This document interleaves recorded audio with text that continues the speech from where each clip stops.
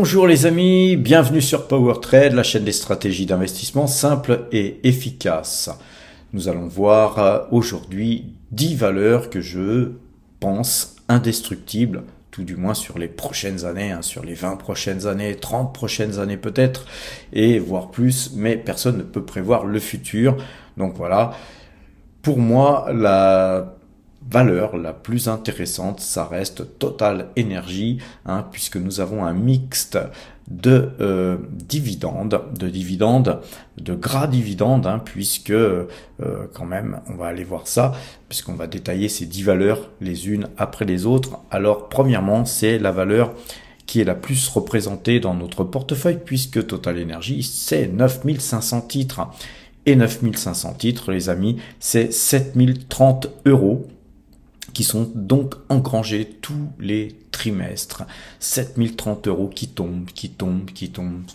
Ça, c'est quelque chose de rassurant, mais il faut savoir aussi que Total Energy distribue que à peu près la moitié de ses bénéfices, ce qui veut dire que Total Energy continue d'investir dans le futur, dans l'électricité, dans le gaz, dans tout un tas de secteurs qui seront très rémunérateurs dans les années futures, et donc ce qui nous permet d'envisager une hausse de leurs résultats, d'envisager aussi une hausse du dividende. Et donc les amis, quand on est en retraite comme moi, c'est toujours bien d'avoir des revenus qui augmentent et qui augmentent beaucoup plus que les salaires, et donc beaucoup plus aussi que les revenus de notre pension retraite de misère. Alors les amis, regardons justement Total Energy. Qu'est-ce qui me fait vraiment croire en cette valeur? C'est que nous avons en 2024, puisque nous sommes bientôt en 2024, nous avons un PER de 6,71. Donc imaginez que quand même c'est donc en moins de 7 ans que si on investit sur Total aujourd'hui, on retrouve en fait ces billes. Donc en 7 ans, même quand on est en retraite, on a certainement l'occasion de vivre assez longtemps pour pouvoir reprendre son pognon. Donc c'est très intéressant d'investir sur Total Energy pour deux raisons. Premièrement, parce que c'est une société qui a quand même de la croissance, c'est une société qui verse un gros dividende, et en quelque sorte sur un secteur porteur, car on est sur le pétrole, sur le gaz, sur les énergies renouvelables, etc. Donc on n'est pas sur un secteur qui va disparaître demain. Alors, non seulement nous avons un PER très faible, mais on a un rendement élevé. Donc, quand on a en 2024 un rendement proche de 5%, puisque nous sommes à 4,97% de rendement, c'est somme toute quelque chose d'intéressant, sans compter que Total a commencé à nous habituer peut-être à des dividendes exceptionnel. Rappelez-vous que nous avions touché 1 € à un moment donné, et que ça avait augmenté considérablement en fait notre source de revenus. Alors ce qui est intéressant de regarder sur justement une valeur, quand on investit dans une valeur, c'est un petit peu ce que vous avez ici sur la droite, le momentum, les fondamentaux, la valorisation, le consensus et la visibilité. C'est quelque chose de très intéressant à regarder. On n'a pas des fondamentaux super top sur Total Energy. Par contre, la valorisation est on peut pas pratiquement la valoriser moins. Donc, on est sur des achats à très très bon compte sur Total Energy. Le momentum est très bon, la visibilité est moyenne. D'après Zone Bourse, mais moi je trouve que la visibilité est beaucoup plus importante que ce que Zone Bourse veut bien le montrer. Et sur les fondamentaux, j'irai pas me frotter à Zone Bourse pour dire que les fondamentaux de Total sont pas si bons que ça, mais perso,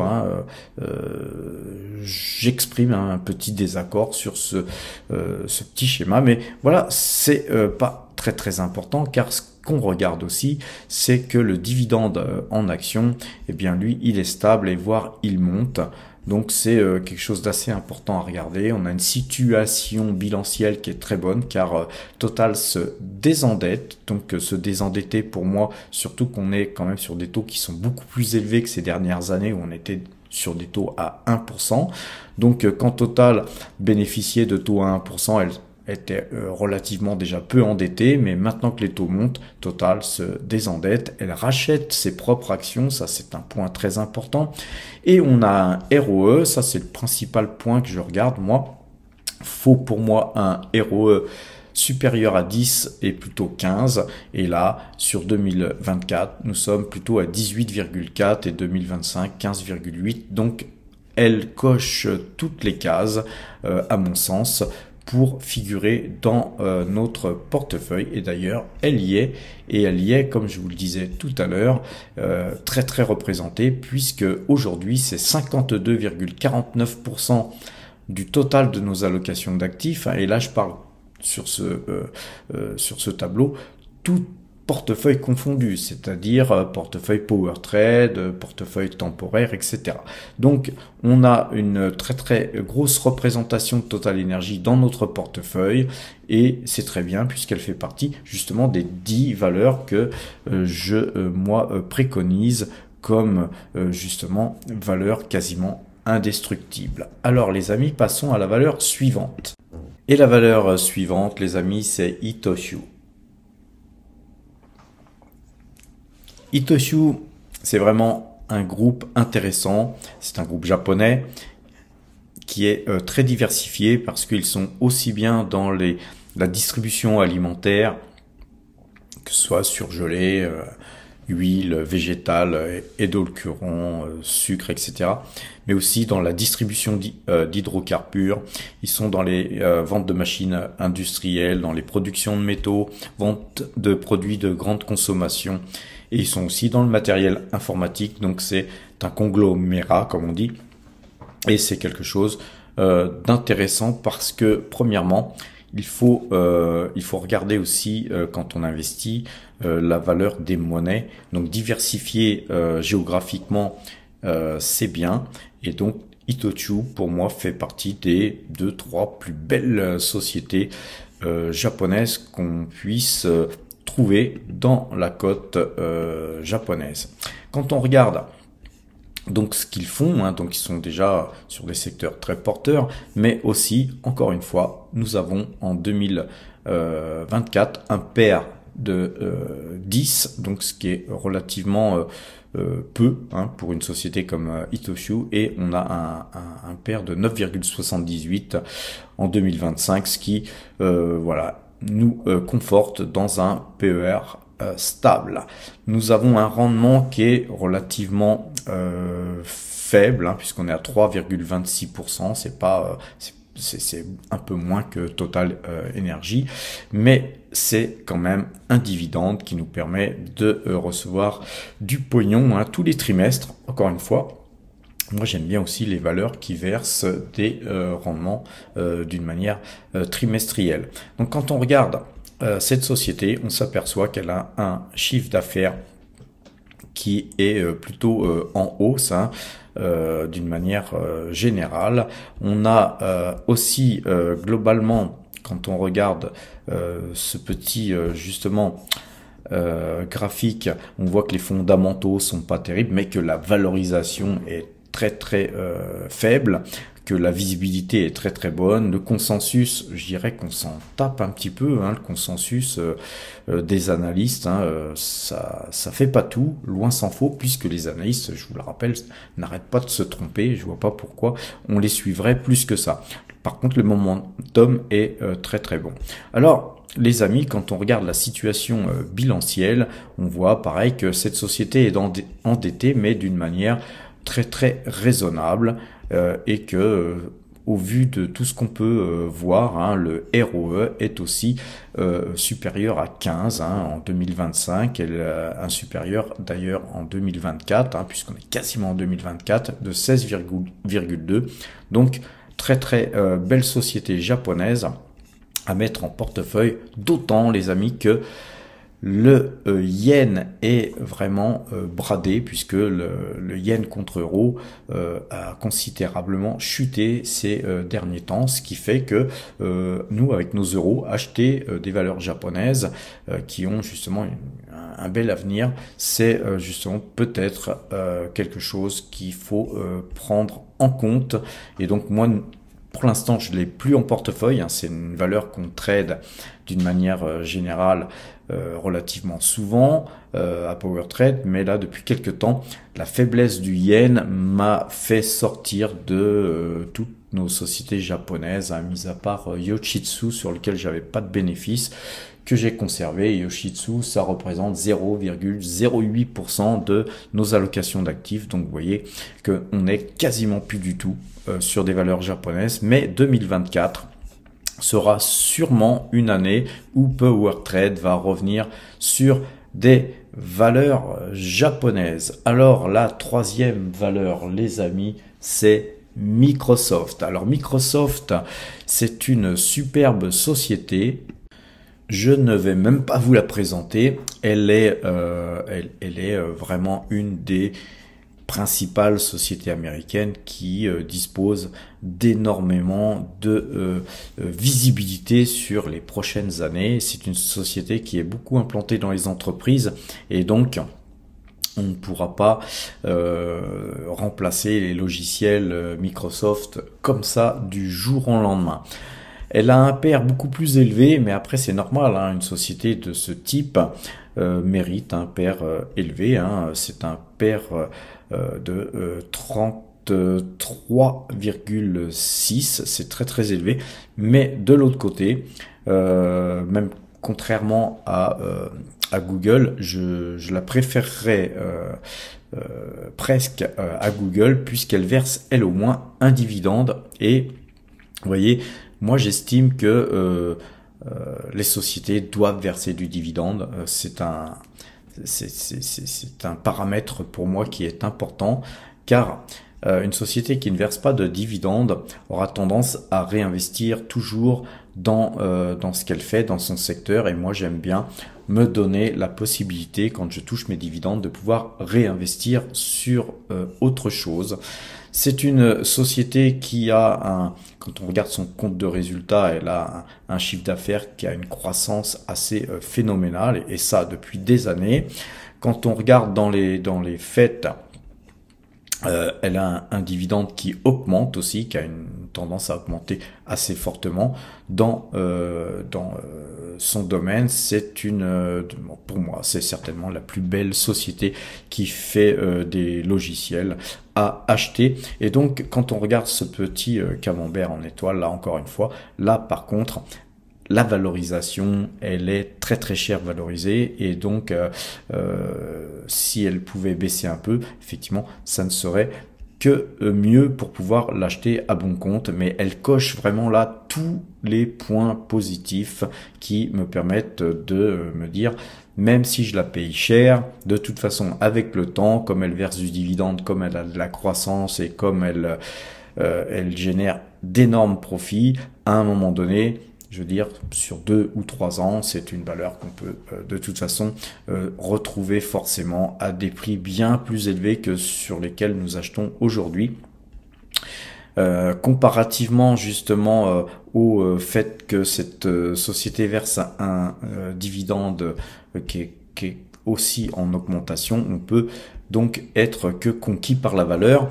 Et puis surtout, elle n'est pas endettée du tout. Vous voyez, tout ce qui est en bleu, les pavés bleus, eh bien c'est du cash. C'est du cash, du flux de trésorerie net qui est dans les fouilles de Microsoft, soit pour racheter des entreprises, soit pour acheter ses propres actions, ou soit pour verser du dividende. Donc vous voyez que le dividende, il est peut-être faible, mais il est super sécure.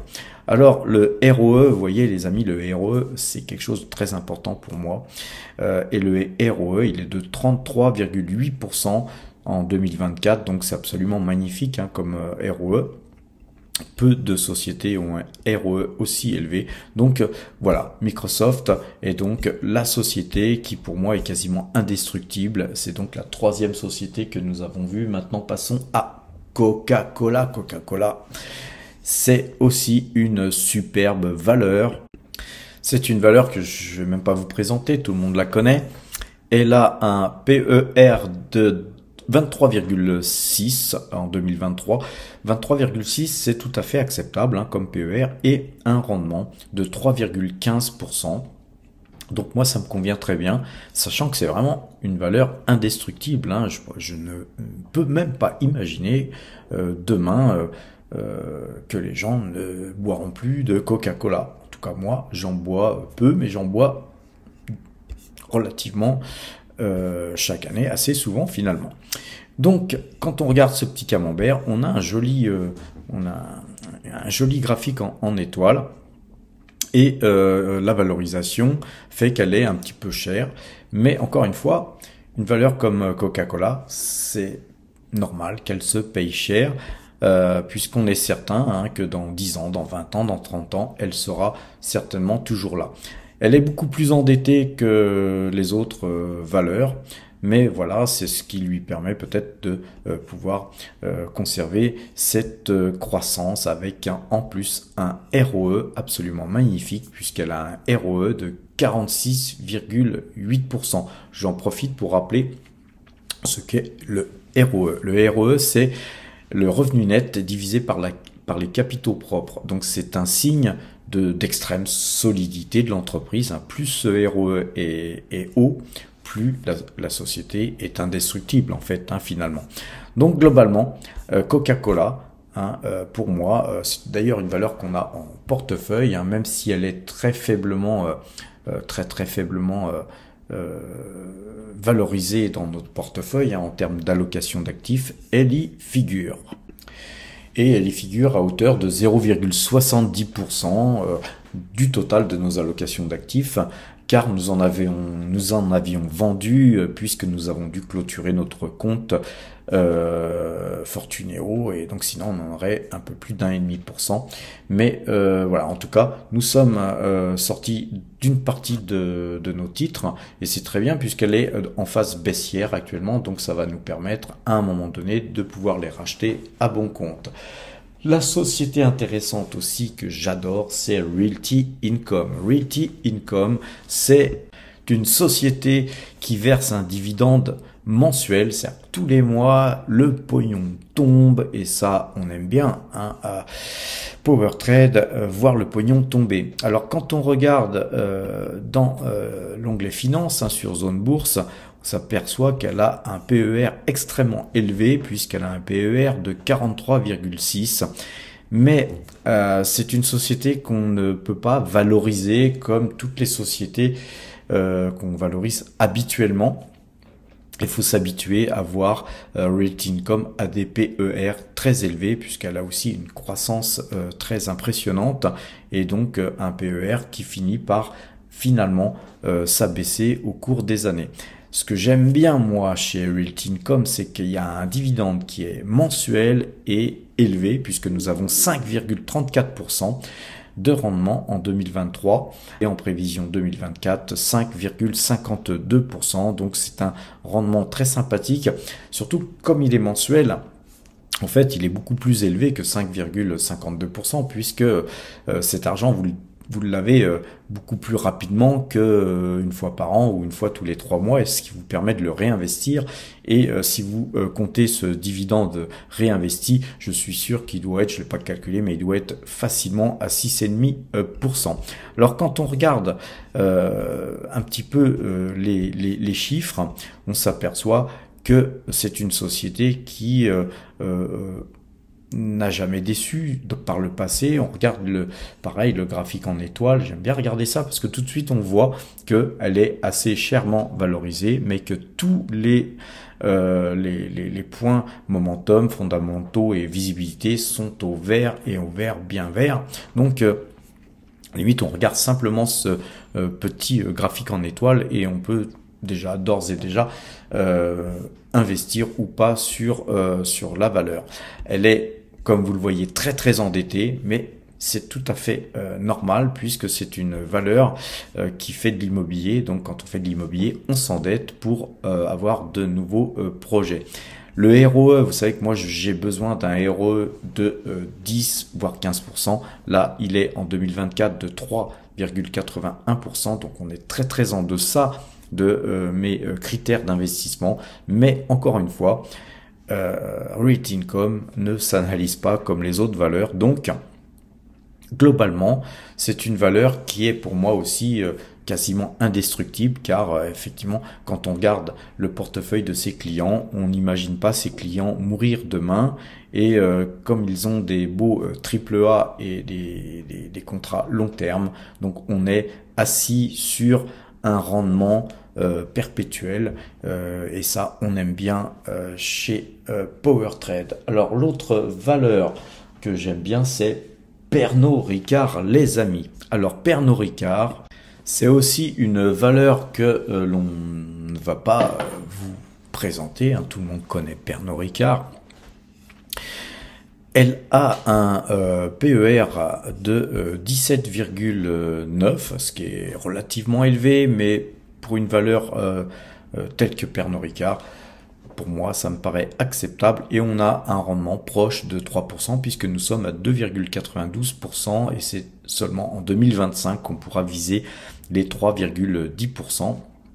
Si on regarde en 2026, on aura un rendement de 3,34%. Donc, on a un dividende qui augmente en fait d'année en année. Donc moi ça me plaît. Le secteur me plaît puisque je ne pense pas non plus que dans les 20 ou 30 ou même voire 50 prochaines années, les êtres humains se privent de festoyer et de boire des spiritueux de qualité, notamment au moment des fêtes. Les amis, on y arrive, c'est bientôt les fêtes. Vous allez voir, Pernod Ricard, ils vont certainement faire un chiffre d'affaires absolument magnifique. En tout cas, on l'espère, car nous sommes actionnaires de Pernod Ricard à hauteur de 4,25% de l'ensemble de notre portefeuille. Je vous le montre ici, Pernod Ricard, c'est 4,25% de l'ensemble de tous nos portefeuilles.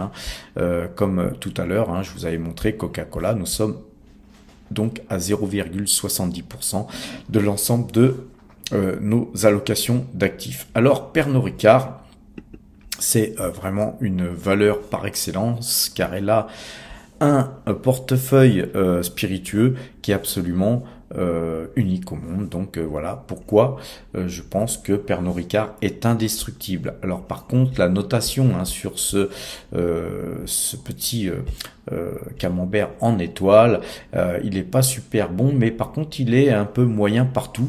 Et donc voilà, société un peu chère avec d'après Zone Bourse peu de visibilité. Alors visibilité, faut s'entendre aussi, le consensus, comme je vous l'ai dit, on s'en tape, mais visibilité par rapport justement à la Chine en ce moment, par rapport à des critères qui sont propres à Zone Bourse. Ceci dit, les choses évoluent avec le temps, et donc je trouve que moi c'est une société qu'il faut avoir en portefeuille.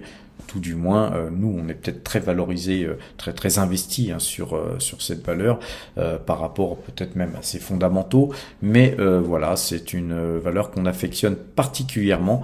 Vous voyez qu'elle est quand même relativement endettée, mais n'oublions pas qu'elle rachète des pans entiers de ses concurrents, et donc elle a une croissance, elle a un portefeuille qui s'apprécie d'année en année. On voit que son ROE, il est au-dessus de 10, il est quasiment à 15, donc moi c'est ce que je cherche quand j'investis sur une valeur. Et là encore, eh bien Pernod Ricard, c'est du long terme. À présent, regardons TSMC, Taiwan Semiconductor, qui est certainement la plus belle valeur après Total Energy, car effectivement pour moi, les semi-conducteurs, c'est le pétrole de demain. C'est avec ça qu'on fait aussi des économies d'énergie. Et voilà pourquoi c'est peut-être la plus belle valeur, mais elle comporte quelques risques puisqu'elle est basée à Taïwan. Et vous savez, les tensions qu'il y a entre Taïwan et la Chine font que effectivement cette valeur comporte quelques risques. Mais globalement, c'est une superbe valeur. Vous voyez que je la présente même pas. Les semi-conducteurs, tout le monde connaît, et tout le monde sait que Taiwan Semiconductor, c'est la valeur par excellence concernant les semi-conducteurs. Elle a un PER de 15,5 en 2024, ce qui fait que c'est tout à fait acceptable pour une valeur pareille, avec une croissance pareille, une valeur qui verse un dividende. toutes les sociétés qui font des semi-conducteurs ne sont pas des sociétés qui versent forcément des dividendes. Donc Taiwan Semiconductor, c'est un mixte aussi entre la croissance et le dividende. Donc en investissant dans Taiwan Semiconductor, on investit dans les deux et ça me plaît bien. D'une part, et puis d'autre part, c'est la plus belle valeur. Voilà, concernant les semi-conducteurs. Donc, elle ne sera certainement pas vouée à disparaître demain, sauf si guerre il y avait. Mais alors, si guerre il y avait, vous voyez que on serait certainement dans une guerre type fin du monde, hein. Si tous les pays commencent à se balancer des bombes nucléaires, on n'aura peut-être plus besoin de semi-conducteurs non plus, mais on boira pas non plus de Coca-Cola, etc. Donc globalement, quand on regarde cette valeur, elle coche vraiment sur le graphique en étoile là, tout, sauf la valorisation. Donc elle est chère. Après, tout ce qui est rare, tout ce qui est beau est cher, les amis, donc c'est tout à fait normal. Et il faut s'habituer à la payer cher si on veut l'acheter. Alors quand on regarde, c'est pareil, les marges, ils ont des marges d'enfer. Et surtout, voilà, regardez tous les petits pavés en bleu, c'est Byzance, puisque c'est une société qui n'est pas endettée, c'est une société qui a du cash et beaucoup de cash. Donc le dividende est safe, la société a de quoi continuer à investir, et d'ailleurs elle le fait, elle investit beaucoup dans la recherche et développement, et elle a un ROE de 25,2 en 2024, donc un ROE qui est toujours très stable, hein, d'ailleurs, puisque en 2025 on prévoit 25,2 aussi. Donc c'est peut-être la plus risquée de toutes les valeurs que je vous présente sur ces 10 valeurs, car effectivement il y a un risque de guerre qui pour moi n'est pas tant un gros risque que ça, puisque en fait ça fait bien plus de 40 ans que la Chine menace Taïwan, mais voilà, comme tout le monde le sait, le chien qui aboie ne mord pas. Et les amis, l'autre valeur indestructible après les valeurs que je viens de vous montrer, c'est Google, hein, Alphabet. Alphabet est une superbe valeur qui, je vous le rappelle, a gagné plus de 60% depuis le début de l'année, ceci dit.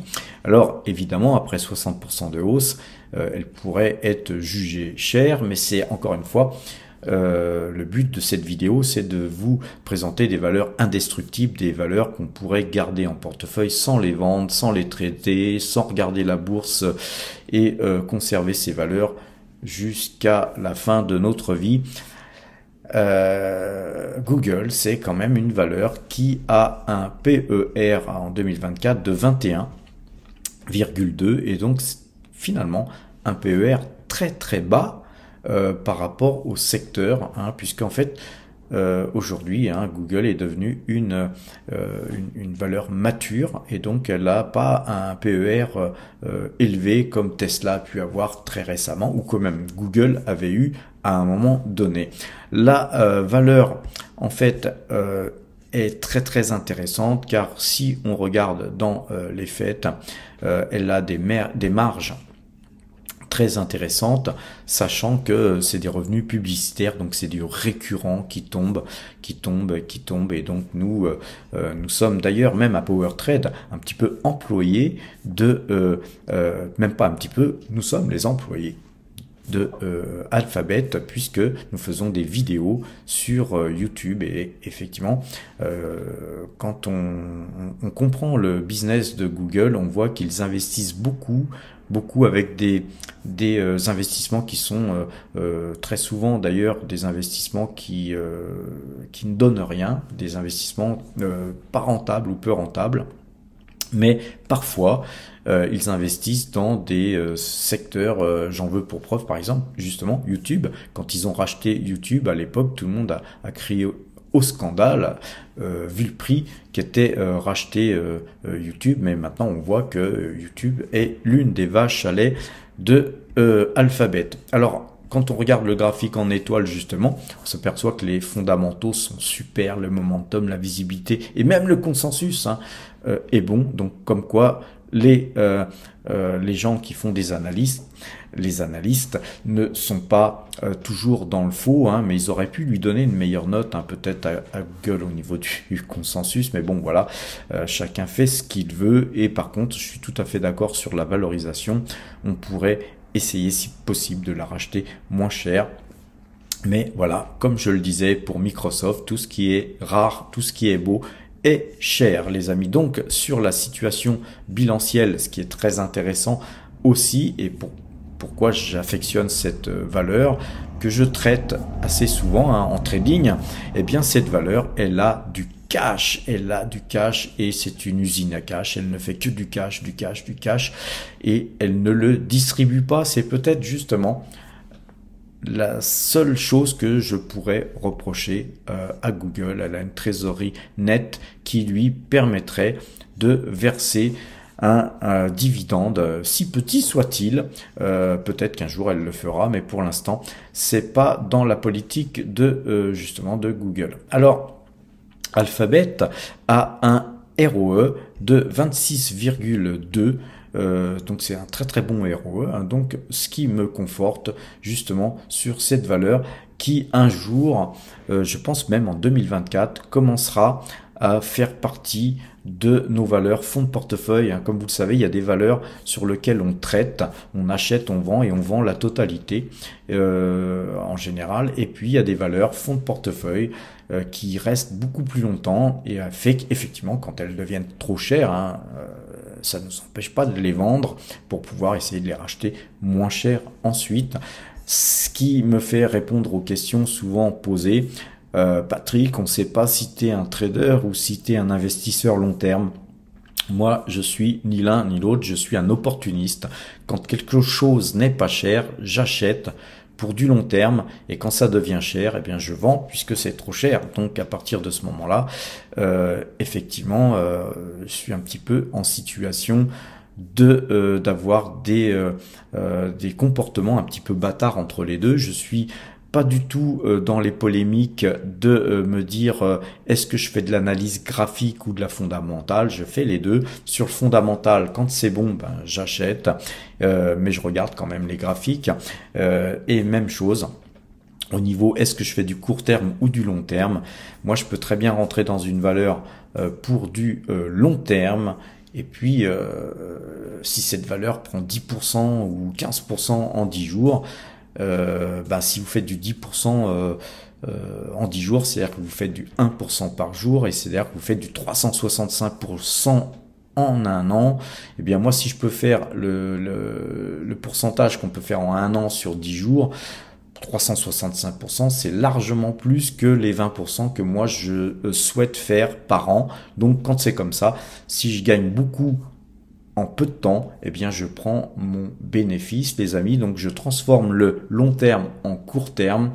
Et à contrario, quand j'investis sur du court terme, en espérant gagner beaucoup, puisqu'il y a un momentum, il y a une inertie qui fait que on peut gagner beaucoup d'argent sur peu de temps, et que finalement ça ne fonctionne pas, eh bien je peux transformer le court terme en long terme. Et ça s'appelle le yin et le yang, les amis. On alterne les choses d'une manière tout à fait adaptée à ce qui se passe, et on n'essaye pas de faire coller ce qui se passe à ce qu'on veut, mais on s'adapte à ce qui se passe sur les marchés. Alors les amis, une des dernières valeurs à voir, c'est Tesla. Alors Tesla, tellement elle est belle qu'elle a un PER de 73,2, et évidemment que c'est un PER très élevé, mais vous voyez qu'en 2025, Tesla aura un PER de 49,6, ce qui veut dire que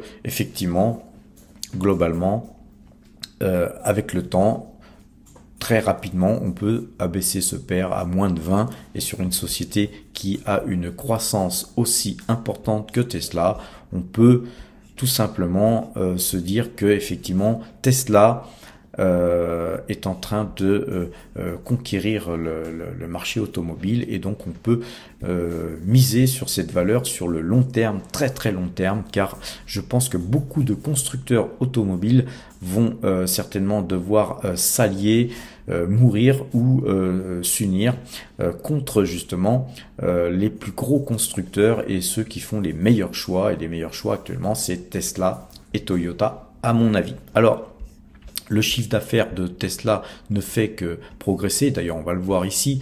En 2018, nous avions 21, 2019, 24, 2020, 31, 2021, 53, et 2022, 81, et 2023, 97. On a en perspective 2024, 118, et 2025, 145. Donc on voit qu'on a un chiffre d'affaires qui augmente d'une manière considérable. On a des marges nettes qui sont, on va dire, plus du double des autres constructeurs en général, car le secteur automobile, c'est un secteur à faible marge, et on voit que Tesla a des grosses marges, donc elle peut encore baisser ses prix et donc être en quelque sorte très très compétitif par rapport aux autres marchés. Là, quand on regarde la notation de Tesla, c'est un petit peu normal que la valorisation ne soit pas bonne, mais alors là, je suis pas tout à fait d'accord, mais pas du tout d'accord avec ce graphique en étoile, car je pense que la visibilité et les fondamentaux devraient être très très forts dans le vert, ainsi que le momentum. Mais bon, voilà, on peut pas toujours être d'accord avec tout le monde. Alors, quand on regarde la situation bilancielle, on voit que Tesla sort du rouge, puisque Tesla a été dans le rouge depuis sa création, et puis on voit que depuis 2020, eh bien Tesla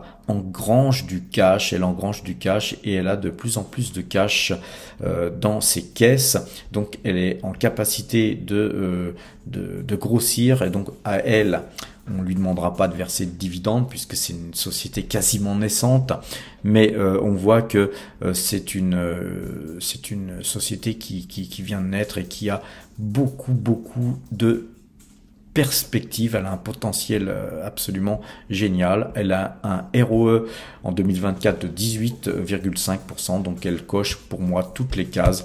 Tesla, c'est pas une valeur qui va mourir demain. Je pense qu'elle a une bonne cinquantaine d'années devant elle. La seule société qui pourrait détrôner Tesla, à mon avis, eh bien les amis, c'est Toyota, qui est la dernière des valeurs que nous allons donc vous présenter.